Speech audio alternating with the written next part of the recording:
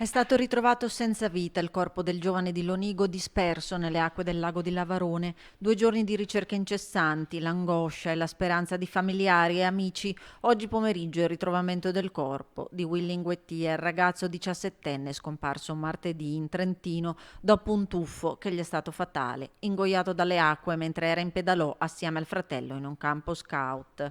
E la vicinanza della comunità di Lonigo, dove abita il ragazzo, si fa sentire ancora di più, stretta attorno al dolore della famiglia. Oggi campeggia l'incredulità per il destino del giovane, originario della Costa d'Avorio, residente nella cittadina della provincia di Vicenza con la famiglia da un anno, inserito nel gruppo scout locale. Vigili del fuoco, sommozzatori e volontari che hanno lavorato incessantemente scandagliando i fondali con l'ausilio di strumentazioni sofisticate per poter individuare qualcosa nelle acque profonde del lago tra i fondali melmosi, dai quali oggi è stato recuperato il corpo del giovane.